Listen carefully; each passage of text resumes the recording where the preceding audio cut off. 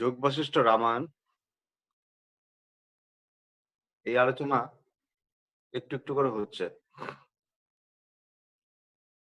কতদিন আলোচনা করছিলাম যেখানে বশিষ্ঠদেব বর্ণনা করছিলেন কি করে তিনি এই পরম জ্ঞান লাভ করলেন, যেখানে পদ্মজনী ব্রহ্মার থেকে তিনি জ্ঞান লাভ করেছেন। এটা খুব সুন্দর অলংকারের মাধ্যমে একটা গল্প বলা হয়েছে, যেখানে ব্রহ্মার থেকে বশিষ্ঠদেব আর বাকিদের জন্ম হয়। তারপরে ব্রহ্মার কাছে গিয়ে বশিষ্ঠদেব উপস্থিত হন। উপস্থিত হতেই ব্রহ্মা বলেন, ক্ষণকালের জন্য তোমার মধ্যে অজ্ঞান প্রবেশ করুক। এই বলার সঙ্গে সঙ্গে বশিষ্ঠদেব ভীষণ দুঃখ শোকে গিয়ে পড়লেন, ভীষণ কষ্টের মধ্যে থাকতে লাগলেন, ভীষণ কষ্টের মধ্যে তিনি দিন কাটাতে লাগলেন। এবং তারপর তিনি শুনলেন ব্রহ্মা তাকে বলছেন, হে পুত্র, তোমার কিসে এত কষ্ট? আসো, আমার থেকে তুমি জিজ্ঞেস করো এই কষ্টের মুক্তির উপায় আমি তোমাকে বলছি। এই বলার পর বশিষ্ঠদেব তখন ব্রহ্মাকে আবার জিজ্ঞেস করলেন এই কষ্টের নিদান কি হতে পারে। তখন ব্রহ্মা তাকে এই পরমার্থ জ্ঞান, এই যে আত্মজ্ঞান বশিষ্ঠদেবকে আবার ফিরিয়ে দিলেন।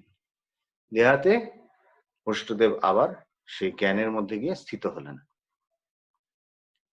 স্থিত হয়ে তিনি তখন তাকে ব্রহ্মা বললেন, এবার তুমি পৃথিবীতে গিয়ে বসবাস করে যাও, সেখানে মানুষকে তুমি জ্ঞানের উপদেশ দাও যাতে মানুষ মুক্তির পথে এগিয়ে যায়। গুরু, আসলে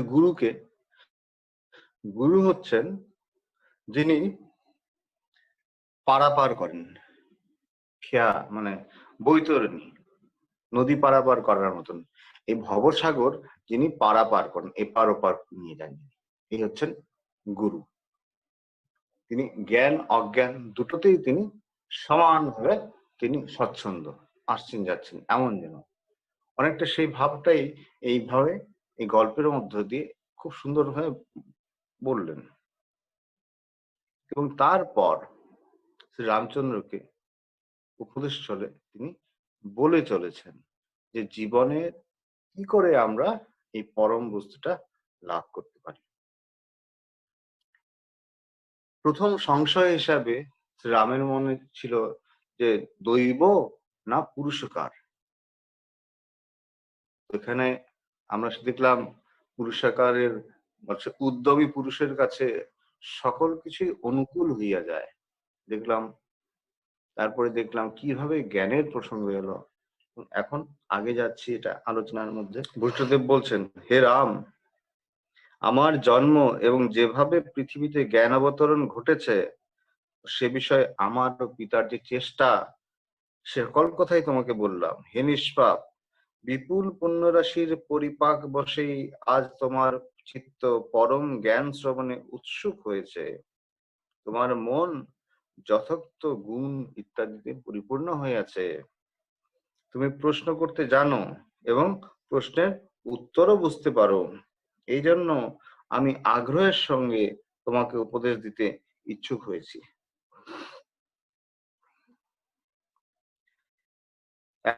এখন তুমি রজ তমগুণবিহীন এবং শুদ্ধ সত্য অনুগামিনী বুদ্ধিকে আত্মায় সংস্থাপিত করিয়া স্থৈর্য অবলম্বন করো। এটা খুব জরুরি পয়েন্ট, যেখানে বলছে যে এই যে এখন তোমাকে বলবো আসল কথা তোমাকে বলতে চলেছি, কিন্তু এখন তোমার কি কাজ? তোমার কাজ হচ্ছে তুমি যাতে তোমার মনটাকে এখানে একদম স্থির করে যাতে এখানে লাগে, নড় না যাতে, অবিচল চিত্তে যাতে এটার মধ্যে লেগে থাকো, মনটা যাতে এর থেকে কিছুমাত্র না নড়ে।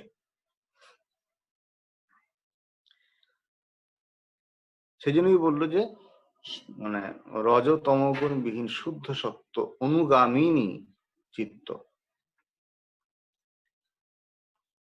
বিবেক ও অসঙ্গ ভাব হইতে উৎপন্ন বৈরাগ্য, সেটাও তুমি লাভ করেছ। যে বৈরাগ্যের কথা বলা হলো, বৈরাগ্যটা কিরকম কেমন বলছে, বর্ণনা করছে বৈরাগ্যটা বিবেক আর অসঙ্গ ভাব এই দুটোর থেকে জন্ম নিয়েছে। বিবেক মানে আমরা শুনেছি, বিবেক মানে হচ্ছে যেখানে চিত্তের সেই একটা অদ্ভুত গুণ যার দ্বারা তিনি বিবিক্ত করতে পারেন কোনটা আত্মা, কোনটা অনাত্মা, কোনটা হেয়, কোনটা উপাদেয়, কোনটা নিত্য, কোনটা অনিত্য। এই বিবেক, বিবেকের ক্ষমতায় অসঙ্গ ভাব। অসঙ্গ ভাব মানে মানে আমি কারোর সঙ্গের অপেক্ষায় নেই।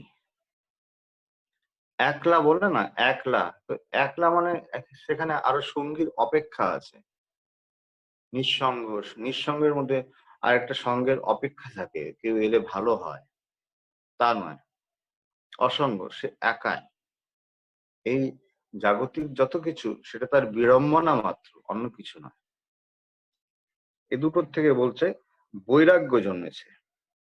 আর তোমার চিত্ত আর্দ্র হয়েছে। আর্দ্র হয়েছে মানে চিত্তটা করুণার রসে ভরে গেছে। সাধারণত কি হয়, আমাদের মনটা খুব কঠিন, টাফ থাকে, বিরাট শক্ত থাকে, নারকেলের আঁট ওপরটা। কিন্তু নারকেলের আঁটটা ওপরটা যখন ভেঙে দেয়া হয়, ভেতরে কিন্তু নরম শাঁস।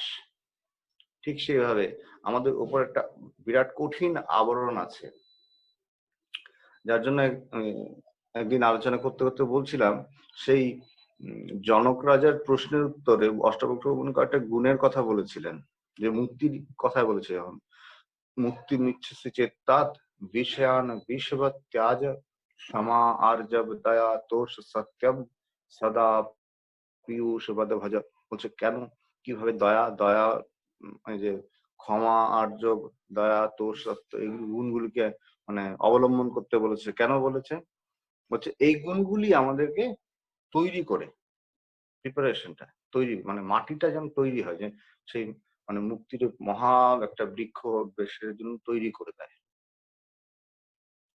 দয়া হচ্ছে, দয়া কি হৃদয়টাকে করুণার ভাবে ভরে তোলে, যাতে সবকিছুকে আমরা সুন্দরভাবে গ্রহণ করি।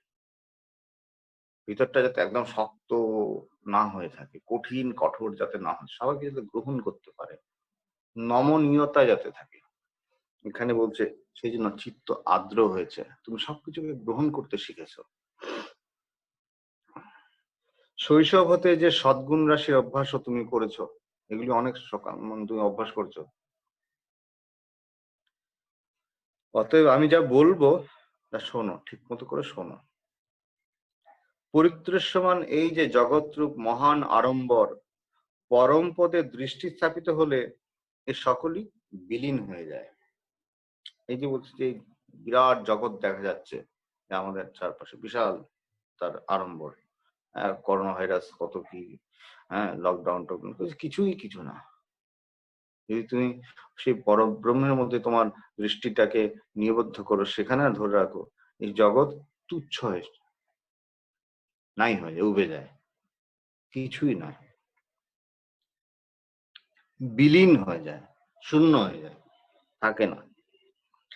বলছে প্রলয়কালীন সূর্যের উদয় যেমন কুলাচল সকল বিশীর্ণ হয়, তেমনি পরমপদ লাভ হইবা মাত্র যাবতীয় মনোব্যাপার বিলীন হয়ে যায়।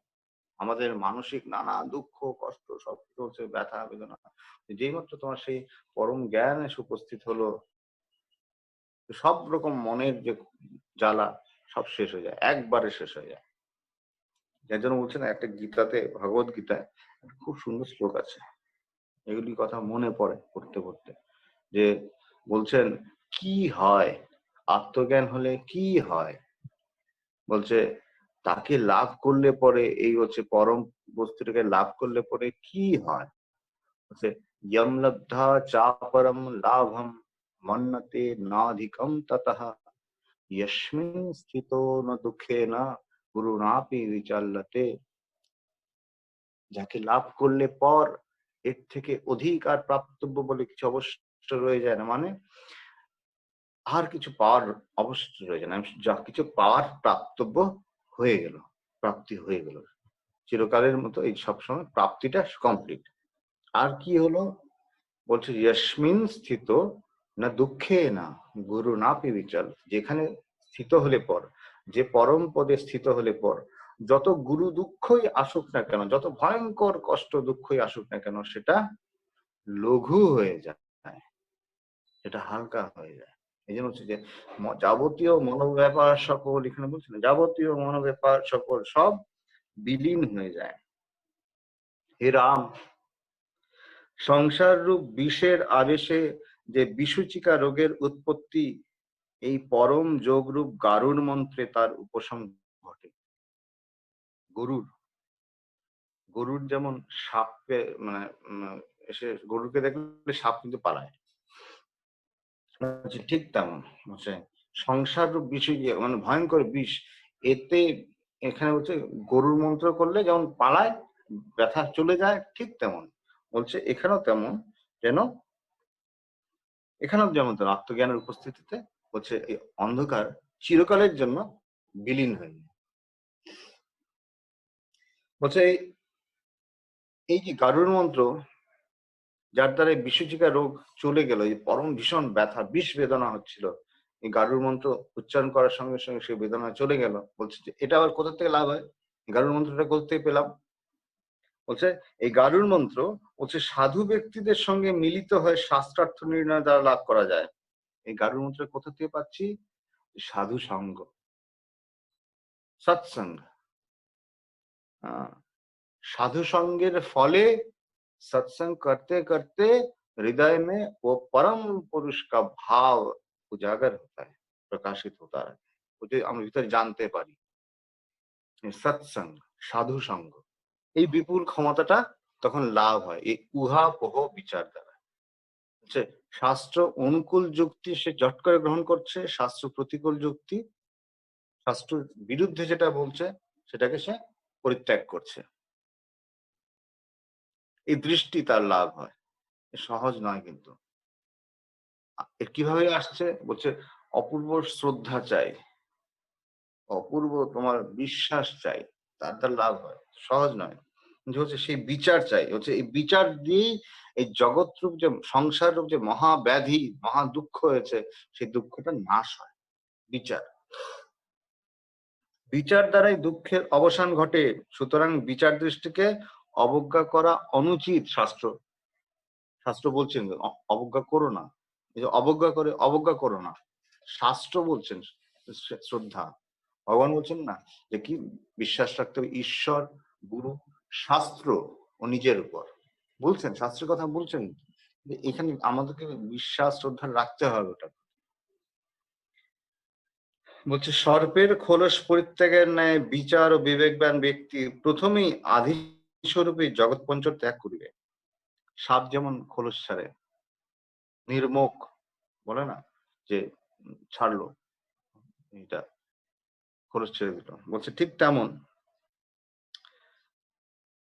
এই জগতের একটা যে পঞ্জর ওটা চলে যায়, থাকে না, যেটা আমাদের ব্যথা অজ্ঞান রূপ যে আধার মিটে যায়।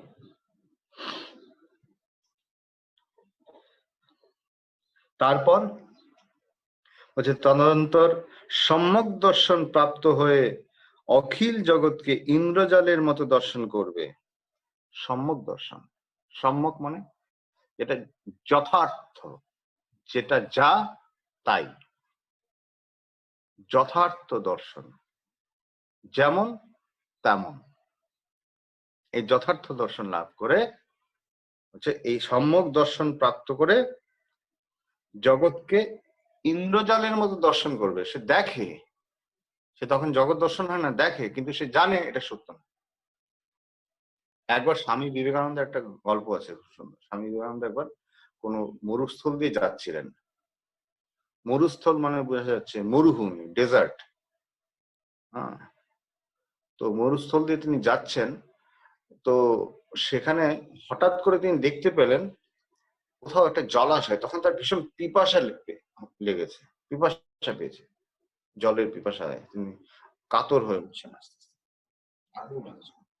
তখন তিনি দেখতে পাচ্ছেন যে জলাশয় খুব নিকটেই, জলাশয় দেখে তিনি সেদিকে হাঁটা শুরু করলেন। কিছুক্ষণ পরে তিনি আবিষ্কার করলেন আরে জলটা কোথায় চলে গেল।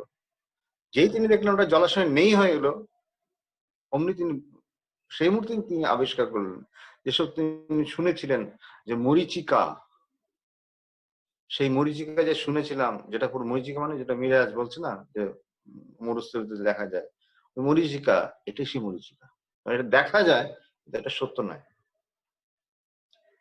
ঠিক তেমন হচ্ছে এই জগৎ কেমন, সেটা মনে হচ্ছে আছে, এই দেখা যাচ্ছে আছে মনে হচ্ছে, কিন্তু নেই, বাস্তবে নেই। এই অদ্ভুত রহস্য হচ্ছে এটাই বলছে, যখন তখন এই জগৎটাকে হচ্ছে ইন্দ্রজালের মতো সে দেখে, কিন্তু জানে ইন্দ্রজালের মতো দেখছে, সেটা সত্য নয়। যেমন এরপরেও স্বামী বিবেকানন্দ যাচ্ছে, যেতে যেতে আবার জল দেখা যাচ্ছে, তিনি বলছেন যে এটা সে মরীচিকা। এই জ্ঞান হলে কি হলো? জ্ঞান হলে এই হলো যে তিনি জানলেন এই মরীচিকা, ইন্দ্রজাল, এটা সত্য নয়। এই সম্যক দর্শন লাভের ফল কি? এই ঠকাতে পারছে না, এই জগতের কিছু তখন আমাকে আর ঠকাতে পারছে না। যে ইহা পারে না, অর্থাৎ সম্যক দর্শন যে ব্যক্তি লাভ করে নাই, এই জগতে তার দুঃখভোগই ঘটে, সে তখন কেবল দুঃখই প্রাপ্ত হয় তার। কেন? কারণ বারবার সেই জগতের মুখে চলে যায়। এখানে একটা শ্লোক আছে, এখানে তো বাংলা খালি পড়ে যাচ্ছে, শ্লোকটা নেই। যোগবশিষ্ঠ রামায়ণের এটা একটা খুব সুন্দর শ্লোক, বিখ্যাত শ্লোক, সাধু সমাজে খুব প্রচলিত। বলছে এই মায়া সবকিছুকে ভুলিয়ে রাখে, যিনি মুক্ত হয়ে গেলেন তিনি কিন্তু এটার পিছনে আর যান না। আর যে বদ্ধ মুক্ত হয় নাই, সে কিন্তু বারবার এর পিছনে ছুটে বেড়ায়। কিভাবে? বলছে অপূর্বায়ম হরের মায়া ত্রিগুণা রজ্জ রূপিণী ইয়া মুক্ত না ধাবতি বদ্ধ ধাবতি ধাবতি। যিনি মুক্ত তিনি কখনো এই মায়ার পিছনে, যিনি ত্রিগুণাত্মিকা রজ্জুরূপিণী, যে তার পিছনে দৌড়ান না, ইন্দ্রজালের মতো দেখেই তিনি থেকে সরে আসেন। আর বলছে যে বদ্ধ সে এটার পিছনে দৌড়তে, ধাবতি ধাবতি, ছুটতে থাকে ছুটতে থাকে। অপূর্বায়াম হরের মায়া ত্রিগুণা রজ্জু রূপিণী ইয়া মুক্ত না ধাবতি বদ্ধ ধাবতি ধাবতি।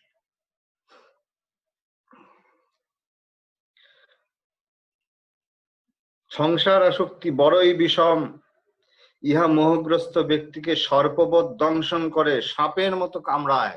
সাপ, বিষধর সাপ, আমার বড় জ্বালা জ্বলছে তখন। বলছে খড়গের ন্যায় ছিন্ন ভিন্ন করে, খড়গ মানে ধারালো অস্ত্র দিয়ে যেমন খড়গ দিয়ে ছিন্ন ভিন্ন করছে, অগ্নির মতো দগ্ধ করে, আগুন জ্বালালে যেমন এভাবে মানুষকে জ্বালায় এই সংসার, ভীষণ জলে মানুষ। এবং রজ্জুর মতো বেঁধে ফেলে, বলছে বুদ্ধিবৃত্তির ধ্বংস সাধন পূর্বক, মানে এমন ভাবে তোমাকে পেঁচিয়ে ধরবে, বুদ্ধি তখন নিরুপায় হয়ে যায়, তখন কোন রাস্তা দেখাতে পারে না বুদ্ধি। বলছে পাষাণের মতো একেবারে অবশ করে ফেলে, এরপর পাথর যেমন নির্বিকার, তুমি তেমন সবকিছু প্রতি জড়তা প্রত্যয় নির্বিকার হয়ে, এই হচ্ছে সংসার। জগতে এমন কোন দুঃখ নাই সংসারাসক্ত ব্যক্তি যা ভোগ করে না। যিনি সংসারাসক্ত ব্যক্তি, এমন কোন দুঃখ নেই যা তিনি ভোগ করেন না। খুবই মানে কি করা যাবে, সংসারে আসক্ত হলেই হতে হবে, হচ্ছে এই বলছে বশিষ্ঠদেব বলছেন, বর্ণনা করছেন। অতএব হে রাঘব, যে সকল শাস্ত্রের বিচার করিলে পরম শ্রেয় লাভ হয়, যে জিনিস বিচার করলে, যে জিনিস ভাবনা করলে তোমার শ্রেয় লাভ হচ্ছে, সেই বিচারে অবহেলা করো না, ওই বিচারটায় অবহেলা করো না। সেই জন্যই আজকে শুরু করতে গিয়ে বললাম, যখন আমি আজকে তো আমি এখানে চালাচ্ছি না, আমার এখানে পিছনে আরেকজন চালাচ্ছে কেউ, আমি আরেকজনকে হোস্ট বানিয়ে দিয়েছি, রোজ এখানে আমি ঠিক শুনতে পাই না, রোজ নারী নাম্বার গুলো দেখি কে কি করছে, কার মুখ দেখা যাচ্ছে, প্রায় দেখি আমরা খুব সাধারণ চিত্তে এসে কেউ শুয়ে আছি, কেউ ঠিক সিরিয়াস না, যেন একটা সিরিয়াসনেস আমাদের সবসময় একটা সচেতনতা নেই যে জিনিসটা, আমি যে জিনিসটা শুনছি সেটা খুব দামি জিনিস, যদি আমি দাম না দিই এটাকে, এটাও কিন্তু আমাকে দাম দেবে না। আলোচনা হচ্ছিল গতকাল যে এই আত্মা পরমাত্মা যিনি যাকে বরণ করেন, আমি যদি তৈরি না হই আমাকে কি করে বরণ করবেন? তৈরি থাকতে হবে সব দিক দিয়ে, ভেতরে বাইরে। আমরা যে মনে মনে কল্পনা করি না বাইরের দিকে আমি আছি, ভেতরের দিকে আমি, তুমি বাইরের দিকে যে তুমি বলছো যে বাইরের দিকে আমার আচরণটা এরকম, ভেতরে অন্যরকম, কথাটা ভুল। কেন? তুমি যে বাইরে যেটাকে বলে ভাবছো, ওই বাইরে ভাবছো ওটাও তো মনের কথা না। বাইরটা কোথায়, বাহিরটা কোথায়? মনের মধ্যেই। ভেতরটা তো মনের মধ্যে, সবই তো মনের মধ্যেই, সবই তোমার মনের মধ্যে হচ্ছে। মনটাকে তৈরি করো, ভেতর বার দেখো দেখো না। তাই ওটাকে নিজেকে সবসময় তৈরি রাখতে হয়। বলছে বিশুদ্ধ চিত্ত উত্তম মানবগণ বিচারের সাহায্যেই আত্মবোধ রূপ প্রদীপ লাভ করে এই জগতে পরিভ্রমণ করেন।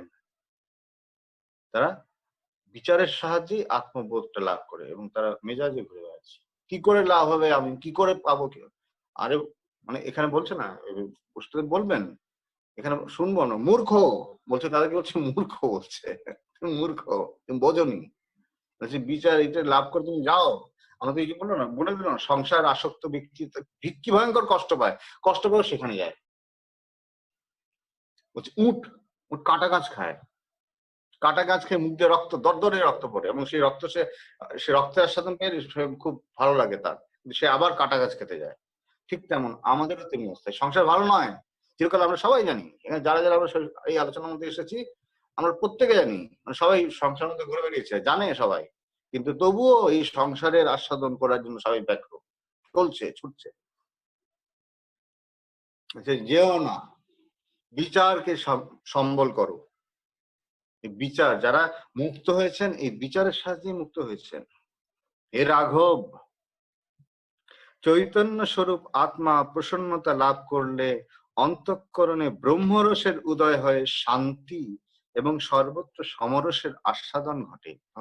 সব কাছে একটা সমান একটা ব্যাপার, অদ্ভুত একটা তৃপ্তি আসে।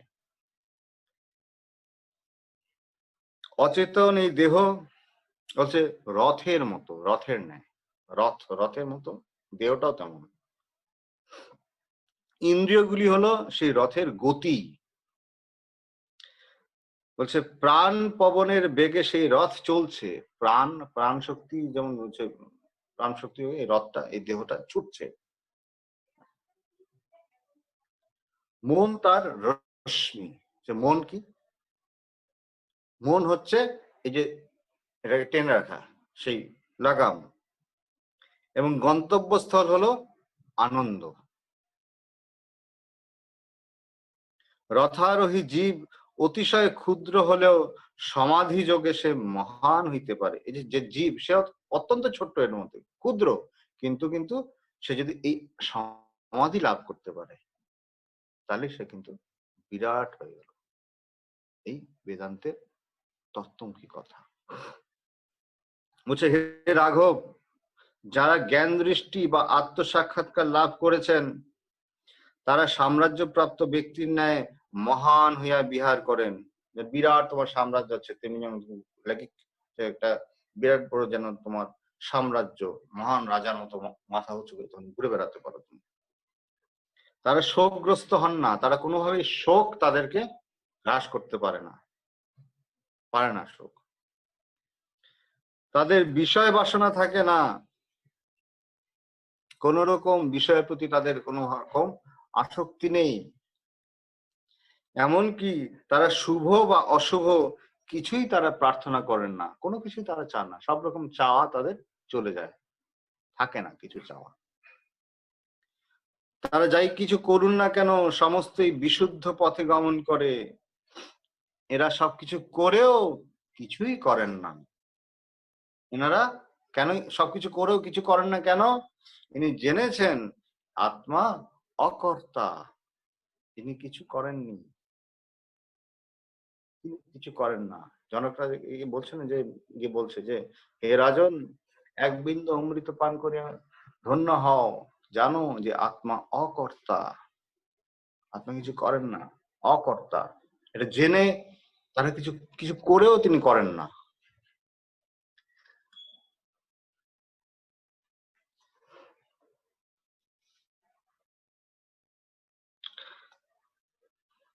ইহারা আত্মনিষ্ঠ বলে ইহা হেয়, ইহা উপাদেয়, হ্যাঁ, এমনি জ্ঞান তাদের হয় না।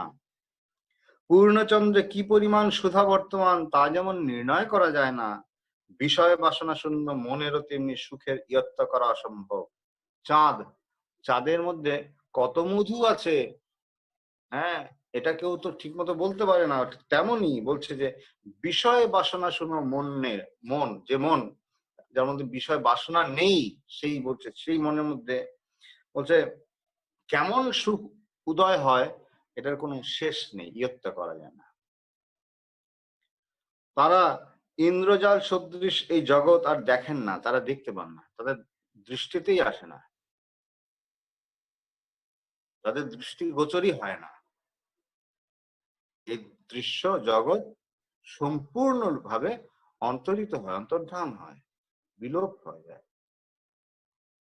তারা কোন রকম বাসনার অনুগামী হন না, সর্বপ্রকার চপলতার পরিহার পূর্বক তারা পরমাত্ম সুখে বিরাজমান থাকেন। সব রকম চপলতা ত্যাগ করে তারা একদম আত্মসুখী, তারা সবসময় স্থির হয়ে আছেন, বিরাজমান এমন ভাবে থাকেন সেখানেই যেন তারা ছিলেন চিরকাল, সেখান থেকে যেন তারা কখনো নড়েনি, এমন স্থির। এইভাবে জীবনমুক্ত অবস্থা, বলছে এইরকম জীবনমুক্ত অবস্থা আত্মতত্ত্ব পরিজ্ঞাত হলেই বলছে তখন এই জিনিসটা লাভ হবে, নইলে হবে না। অতএব বিচার পরায়ণ হয়ে যে কোনো মানুষেরই, পুরুষ মাত্রেরই যে কোনো মানুষেরই বলছে আত্মন্বেষণে যত্নবান হও। কারণ এই পরম সুখ, যে এই সুখকে, পরম সুখকে হেলায় ফেলে তুমি সামান্য সুখের পিছনে ছুটছো।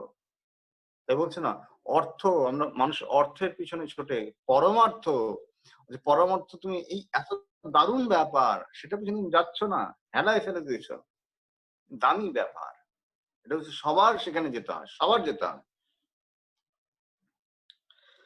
মনুষ্য শরীরস্থ মূর্খতারূপ দোষ, এটাই একমাত্র দুঃখজনক। এই যে শরীরের মধ্যে যে মূর্খতা, এটা কিছুতেই যায় না, কিছুতেই শান্ত হতে চায় না, ছটফট ছটফট করছে।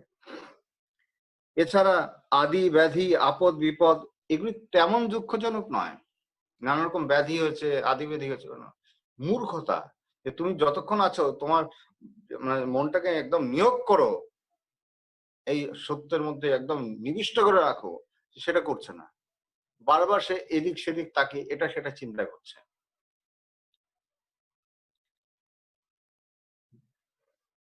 বলছে যারা পরমাত্মাকে প্রিয় অপেক্ষা প্রিয়তম বলে জানে, তোমার যারা প্রিয় তার থেকেও প্রিয় সেইভাবে তুমি যদি জানো, বন্ধু বলে অঙ্গীকার করেন, নিজের একমাত্র বন্ধু যিনি রাস্তা দেখাবেন, বলছে মনজ্ঞ দৃষ্টান্ত সমুদ্ভাসিত এই মুখ্য শাস্ত্র তাদেরই শ্রবণযোগ্য। যারা পরমাত্মাকে এইভাবে দেখেন, প্রিয় থেকে প্রিয়, তিনি সৎ বন্ধু, এবং তারাই এই মনজ্ঞ দৃষ্টান্ত, বলছে এখানে নানা রকম দৃষ্টান্ত দিয়ে ভাবনার জন্য অনুকূল, অনুধান করবার জন্য এই বইটা কেমন, অনুধানযোগ্য, মনজ্ঞ, তারাই এটা শুনবার জন্য অধিকারী। হে রাম, চণ্ডাল গৃহে ভিক্ষা করাও উত্তম, কিন্তু মূর্খতা দোষে দূষিত জীবন কখনোই বাঞ্ছনীয় নয়। ধর্মে যারা পথে বিচরণ করছে, চণ্ডাল গৃহে ভিক্ষা করবো না, ওটাও ঠিক আছে, ওটা কিচ্ছু নয়। তুমি যদি যে মূর্খতা রয়েছে, মনুষ্য জন্ম পেয়ে তুমি যদি ঈশ্বর চিন্তায় নিজেকে নিবিষ্ট না করলে, এই আত্মচিন্তার মধ্যে নিজেকে নিবিষ্ট না করলে, বিচাররূপ তরবারিকে যদি ধারণ না করলে, তাহলে মহামূর্খতা, মূর্খ। বশিষ্ঠ তো বলে দিচ্ছেন, মানে পুরো পরিষ্কার বলে দিচ্ছেন মূর্খ। আমাদেরকে এমনিতে তো কেউ যদি বলে রাস্তায় বলে এই মূর্খ একটা, তখন তো আমরা ঝট করে আমাদের ভীষণ কি বললেন, আমরা কিন্তু এখানে বশিষ্ঠদেব বলে দিচ্ছেন কিন্তু মূর্খ, মূর্খ বলা সত্ত্বেও কিন্তু আমাদের চেতনা হয় না, আমরা কেউ উঠে উঠে দাঁড়াবো না, আমি আমার সত্য বস্তুটা লাভ করতে হবে, কোথায়, আমাদের তো হয় না, আমাদের তো আসে না তেমন ভাব। তাই বলছে উঠো, জাগো, ওঠো।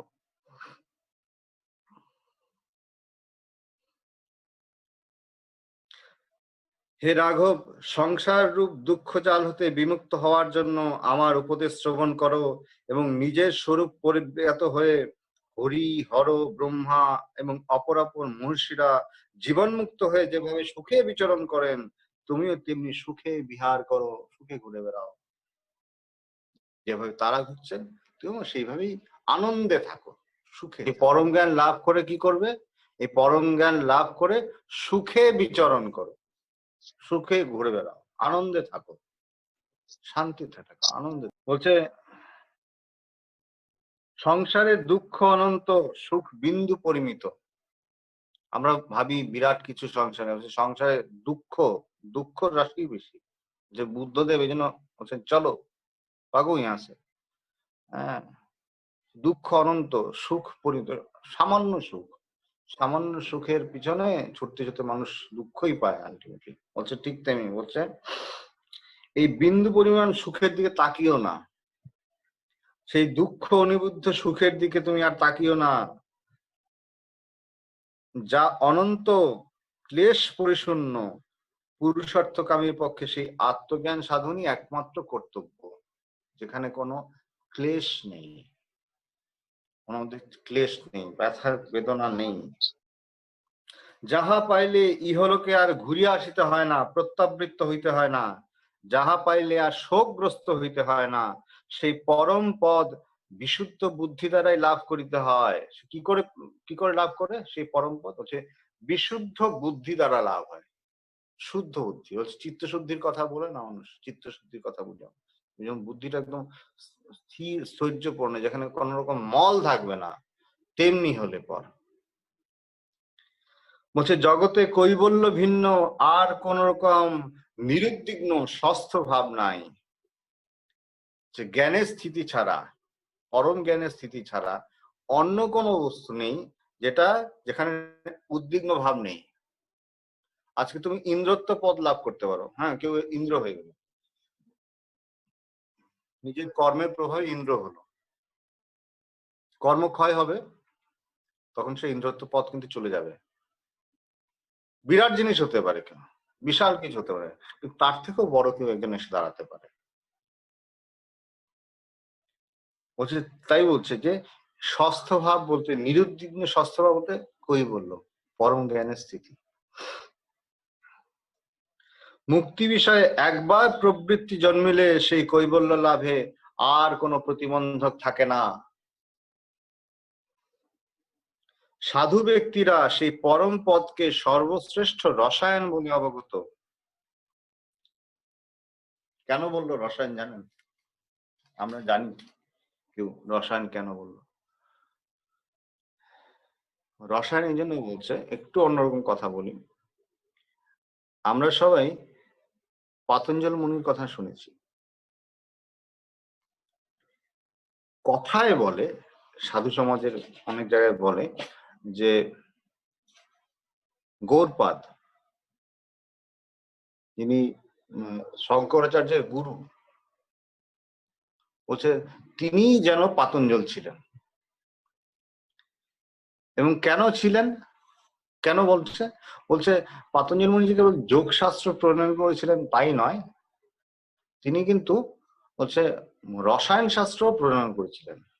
রসায়ন শাস্ত্র মানে ওই যে বিভিন্ন রকম গাছের, বিভিন্ন রকম শেকড়ের, বিভিন্ন রকম অর্কিড টর্কিডের রস খেয়ে বলছে তার দ্বারা বলছে শরীর মনে অদ্ভুত রকম পরিবর্তন এনে সোজাসুজি সেই পরম বস্তুটাকে লাভ করবার একটা চেষ্টা, রসায়ন শাস্ত্র এটাও একটা আছে। সেই জন্য এখানে বলছে এই রসায়ন দ্বারা কি হয়, একটা আনন্দ লাভ হয়। সোমরস যেমন পান করে, বলছে ওই ঠিক তেমনই একটা পরমানন্দ যেন একটা লাভ হচ্ছে, বিশাল আনন্দ যেন মানুষ লাভ করছে। এই বলছে সর্বশ্রেষ্ঠ রসায়ন, যত রকম রসায়ন হতে পারে তার মধ্যে সব থেকে শ্রেষ্ঠ রসায়ন হচ্ছে এই পরমানন্দ, এই হচ্ছে এই আত্মজ্ঞান, পরম পদে, বলছে পরম পদে স্থিত হওয়া, এটা হচ্ছে সর্বশ্রেষ্ঠ রসায়ন। বলছে সকল বস্তুই যখন নশ্বর, তখন ত্রিভুবনের সুখ কোথায় খুঁজছ? সবকিছুই তো দুদিনের, দিন কায় আছে, তারপর নেই, পর মুহূর্তে নেই। হ্যাঁ, তাহলে আবার সুখ কোথায় খুঁজছ? সুতরাং মনকে জয় করার জন্য সকলেরই চেষ্টা করা কর্তব্য। অতএব মনকে তুমি জয় করো, যেহেতু সুখ বলে আলাদা কিছু নেই। মনকে জয় করো, আমাদের প্রয়োজন খুব। মনকে জয় করো। ধ্যানে বসি, মন বসে না। কাজ করি, কাজে মন নেই। পড়াশোনায় ছেলেমেয়েরা মন নেই। সে মন নেই কেন? হচ্ছে মনকে জয় করো। মনটাকে হচ্ছে টিভি চালালাম, টিভিটাকে তো আমার রিমোটটা আমার হাতের মুঠোয়, যেভাবে করব সেভাবে চলবে। হচ্ছে মনটাকেও ঠিক তেমন হচ্ছে নিয়ন্ত্রণ রাখো, কন্ট্রোলে রাখো। রিমোট দিয়ে চলে, এভাবে চলো, সেভাবেই চলবে। সেই মনোজয়ের কথা বলা হচ্ছে। এই ইম্পর্টেন্ট কথা শুরু হচ্ছে এখানে, খুব ইম্পর্টেন্ট কথা বলছে। মনকে জয় করো, বলছে মন জয় দ্বারাই আনন্দময় সেই পরম পদে প্রতিষ্ঠিত হওয়া যায়। ওই সুখ যিনি পেয়েছেন, তিনি জগৎ ব্যবহার পরায়ণ হয়েও যে সেই পরম পদ থেকে কখনো তিনি বিচ্যুত হন না, তিনি সরে যান না, যিনি মনকে জয় করেছেন। তার মন ব্যবহারের সময়ও নির্মল, নিশ্চেষ্ট, ভ্রমরহিত, শান্ত ও ইষ্ট অনিষ্টে নিরপেক্ষ হইয়া বিশ্রান্ত ভাবে অবস্থান করে। যিনি মনকে জয় করেছেন, তিনি সর্ব অবস্থাতেই, যখন বসে আছেন তো চুপচাপ বসে, যখন কাজকর্ম করছেন তখনও তার কিন্তু মন কিন্তু চঞ্চল নয়, স্থির। কর্মে লিপ্ত, কর্মের মধ্যে চঞ্চলতা স্বাভাবিক হয়, কিন্তু সেই কর্মের চঞ্চলতা তাকে কখনো ভেজাতে পারে না। পদ্ম পাতা যেমন থাকে, জল এসে পড়লো ভেজে না, ঠিক তেমন তিনি কর্মের মধ্যে থাকলে পরও কর্ম তাকে চঞ্চল করতে পারে না। বলছে নিশ্চেষ্ট, ভ্রম রহিত, তার মধ্যে কোনো ভ্রম থাকে না। বুদ্ধির মধ্যে ভ্রম যেমন উৎপন্ন হয়, নানা রকম ভ্রম আসে, না জ্ঞানী মহাপুরুষ তার আসে না। শান্ত এবং ইষ্ট প্রাপ্তি কিংবা অনিষ্ট দুটোতেই তিনি সমত্ব চিত্ত, স্থির, দুটোতেই সমান। মুক্তিরূপ মন্দিরের প্রথম দ্বারপাল হচ্ছেন সম নামক গুণ। এই হচ্ছে যে মুক্তির পথে যে আমরা যে কৈবল্য মুক্তির পথে যে এগোচ্ছি, প্রথম দ্বারপাল হচ্ছে সম, সম গুণ। সম, আমরা বলি না ওম শম ন মিত্র শম বরুণা শম ন ভবতারি, আমরা বলছি না সম, সম গুণ, সমত্ব বিধায়ী। সমত্ব বিধান করছেন কিসের সমঝে না, প্রশমিত হন, প্রশমিত হন, শান্ত হন, শমিত হন। সম, মন কমান্ডার কন্ট্রোল, নিয়ন্ত্রণে আসো। বলছে প্রথম দ্বারপাল হচ্ছে, চারটা দ্বারপালের কথা বলবে এখানে, এখানে চারটা দ্বারপালের কথা বলবে। প্রথম দ্বারপালের নাম হচ্ছে সম। কি বলছে? বলছে সমগুণ, বলছে এতে যখন আসক্তি জন্মায় তখন তুমি সেই দ্বারে প্রবিষ্ট হতে পারবে, তখন এই দরজাতে তোমাকে এন্ট্রি দেবে, ঢুকতে দেবে। এই সংসার রূপ উত্তপ্ত মরুভূমি সমগুণ সম্পন্ন পুরুষের নিকট চন্দ্রকিরণ শীতল মনোরম ভূমির ন্যায় প্রতীত হয়। যদি মনকে জয় করে ফেলেছো, সম মানে কি সাধারণ ভাষায় হচ্ছে মনকে জয় করো, মনটাকে নিয়ন্ত্রণ করার নামই হচ্ছে সাধারণ ভাষায় সম। মনটাকে নিয়ন্ত্রণ করতে হবে।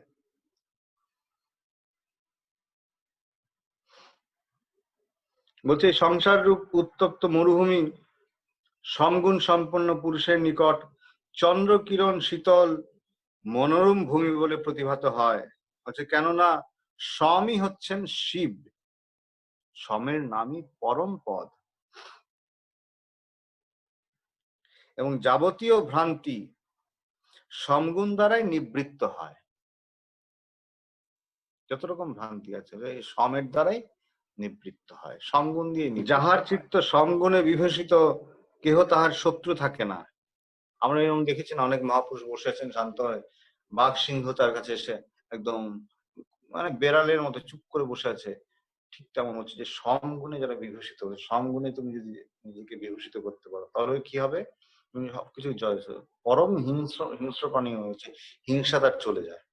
তার সেই এরিনার মধ্যে, তার সেই জায়গার মধ্যে, এরিনার মধ্যে হিংসাটা থাকে না, চলে যায়। যেমন একটা ফুলের গন্ধ একটা বিশেষ জায়গা অব্দি ছড়ায়, তো অতটুকুর মধ্যে ইন্টেন্স থাকে, প্রবল থাকে, ওই জায়গায় এলে গন্ধটা পাওয়া যায়। ঠিক তেমন হচ্ছে সমের একটা জায়গা আছে, সমগুণ নিয়ে ধারণ করে তুমি যেখানে বসে আছো ওর মধ্যে এলে পরেই হিংসা চলে যাবে, আপনিই চলে যায়। তাই হচ্ছে ফার্স্ট কাজ কি, মনকে জয় করো। প্রথম কাজ হচ্ছে মুক্তির দ্বারপালের প্রথম কাজ হচ্ছে মনকে জয় করো, সম। বলছে যার চিত্ত সমগুণে বিভূষিত তার কেউ শত্রু থাকে না, রাক্ষস, পিশাচ, দৈত্য, সর্প, ব্যাঘ্র কেউ তাকে কোনো হিংসা করতে পারে না। যার হৃদয়ে সমরূপ পদ্ম ফুটেছে তার বিষ্ণুর ন্যায়, বলছে তারা কেমন হন, বলছে বিষ্ণুর মতো সমদর্শী হন, তারা সর্বত্র সমান হয়ে যায়। সুতরাং ত্রিভুবনের সাম্রাজ্য শ্রীয় সমসম্পূর্ণ পুরুষের লোভনীয় হয় না,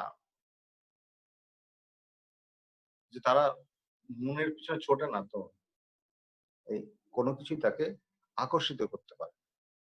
তাদের কাছে উপস্থিত হলে প্রাণী মাত্রই অনির্বচনীয় আনন্দ লাভ করে, সর্বভূতে সুহৃদ ভাবাপন্ন এমনি পুরুষের নিকট পরম তত্ত্ব সতই উদ্ভাসিত হয়, নিজের থেকে ভেসে ওঠে। কুটিল ও সরল সব রকম জন্তু এইরকম পুরুষে মাতৃবৎ বিশ্বাস স্থাপন করে, মায়ের মতো ভাবে এদেরকে। মা যেমন একদম নিশ্চিন্ত হচ্ছে, ভয়ঙ্কর সাপ, হ্যাঁ, বিষাক্ত সব এসে এদের সামনে একদম মাথা নিচু করে বসে থাকে। বলছে হে বৎস, রামচন্দ্রকে বলছেন বশিষ্ঠদেব, হে বৎস, সমশীল পুরুষ যাহাই করুন না কেন তাহাই তাহার আনন্দপ্রদ হয়, যেটাই করছে না কেন খুব আনন্দের সঙ্গে করতে থাকে, আনন্দের সঙ্গে চলতে থাকে। হে রাঘব, সমরসে সম্পন্ন হলে যে নিবৃত্তি লাভ হয়, আমি মনে করি সেই নিবৃত্তিতে শরীরের বিনষ্ট অঙ্গ প্রত্যঙ্গ কিন্তু নতুন করে ফুটে ওঠে। যদি সমরসে তুমি যে পরিপূর্ণ হও, তবে দেখা যাবে যদি কোনো অঙ্গ তোমার ক্ষয় হয়ে গেছে সেই অঙ্গটাও জেগে উঠবে, আবার তৈরি হয়ে যায়।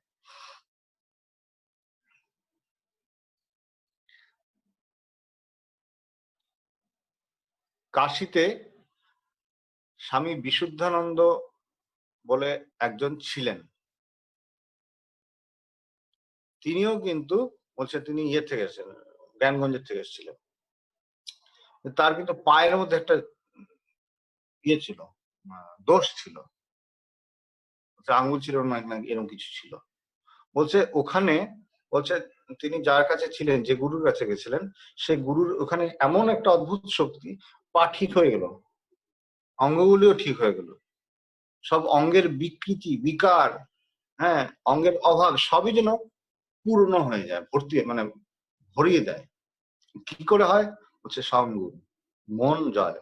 মনের অদ্ভুত, আলাদা করে ইচ্ছে করতে হয় না যে এটা হোক, ইচ্ছে করতে হয় না, তখন এমন সমতা যে মন সতই সব ফসল দেয়। বলছে শরীরে বিনষ্ট অঙ্গ প্রত্যঙ্গ নতুন করে ফুটে ওঠে, নতুন ভাবে গর্জে ওঠে। যিনি সর্বপ্রাণীতে সমদর্শী, যিনি ইন্দ্রিয়গণকে জয় করেছেন, যিনি কোনো কিছুই কামনা করেন না, আবার উপস্থিত বিষয় পরিহার করেন না, তারই যথার্থ নাম শান্ত পুরুষ। এনাকেই বলছে শান্ত পুরুষ।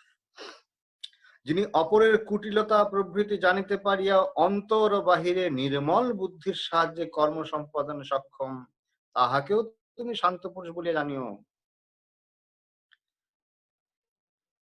আবার পড়ছি, বলছে যিনি কোনো কিছুই কামনা করেন না, আবার উপস্থিত বিষয় পরিহার করেন, কোনো কিছু চাইছেন না, আবার কিছু এলো সেটাকে তিনি ত্যাগ করছে না, তাও করছে না, তারই যথার্থ নাম শান্ত। তিনি ঠিক ঠিক শান্ত পুরুষ, কিছু গ্রহণ করছে না, ত্যাগ করছে না। অপরের কুটিলতা প্রভৃতি ঠিক না, ও ঠিক না, ওটা জেনেও যিনি সবাইকে সুন্দরভাবে গ্রহণ করছেন, নির্মল বুদ্ধির সাহায্যে কর্ম সম্পাদন করছেন, কাজগুলি করে যাচ্ছেন, তাকেও তুমি শান্ত বলে জানো। যার মন নির্মল মন, উৎসব এবং আপদ এমনকি মৃত্যুকালেও কোন রকম আকুল ভাব প্রকাশ করে না। তিনিই প্রকৃত শান্ত, তিনি ঠিক ঠিক শান্ত। কোনোভাবেই যিনি আকুলতা যাকে গ্রাস করতে পারে না, যিনি সুপ্ত হইয়াও সুপ্ত নন, ঘুমিয়েও যিনি ঘুমন না, সুপ্ত হয়ে সুপ্ত নন, যিনি যার হর্ষ, বিষাদ, ক্রোধ কিছুই দেখা যায় না, খুব লাফাচ্ছে আনন্দে কিছুই দেখা যাচ্ছে না, ভীষণ দুঃখে পতিত তাও না, ক্রোধ সেটাও না, বলছে তাকে তুমি শান্ত পুরুষ বলে জানো। দেখা যেন একটা বাইরের জিনিস দেখা যায়, হচ্ছে অমৃত নিঃসন্দের মতো যার সুন্দর দৃষ্টি সকল প্রাণীর প্রতি প্রীতি সহকারে প্রসৃত হয় তাকেই শান্ত পুরুষ বলে। হে রঘুনন্দন, তুমিও সেই আর্যজন সেবিত সমামৃত অবলম্বন করিয়া পরম পদ প্রাপ্ত হও। এই সম, এটাকে তুমি লাভ করো। সম মুক্তিরূপ, হচ্ছে মুক্তিরূপ, হচ্ছে সেই ইয়ের প্রথম দ্বারপাল, মুক্তিরূপ সাম্রাজ্যের হচ্ছে প্রথম দ্বারপালের নাম হচ্ছে সম। সম সহজভাবে কি বললাম, যে মনকে জয় করো। কি করে জয় করব? এখানে কিন্তু বেদান্তে ভগবান খুব বলে দিয়েছেন সুন্দরভাবে, যে তুমি এখানে আমাদের যে সাধনা দেয়া আছে, করতে হবে, ধ্যান করতে হবে, বেদান্ত বলে দেওয়া আছে, এগুলি সাধারণভাবে যদি করতে থাকি আস্তে আস্তে আস্তে শরীর মনের উপর এমনি একটা অধিকার এসে যায়, একটা নিয়মের ছন্দের মধ্যে মনটা এমনি বেঁধে যায়। তারপর যে তার সাধনা বিধি, ভাবনাকে ভাবো, মনকে দেখো, এগুলি একটু একটু করে যদি এগুলিকে অবলম্বন করি, তাহলেই দেখা যাবে এই মনের উপর আধিপত্য যেন বিস্তার করছে। যে এতদিন অব্দি কি হচ্ছে, জগৎ আমার মনের উপর আধিপত্য বিস্তার করছিল, ওটা করলে কি হবে, আমি দেখা যাচ্ছে তখন এই মনের উপর আধিপত্য বিস্তার করছি, মন আর তখন আমাকে আলাদা করে বিস্তার করতে পারছে না। তখন কি হবে, তখনই ঠিক ঠিক এই শান্ত ভাব লাভ করে কৈবল্য জ্ঞানে গিয়ে স্থিতি হচ্ছে। এই পথ, এই রাস্তা এই বসুদেব বলে চলেছেন। আজকে এখানেই শেষ করছি, সবাইকে ধন্যবাদ।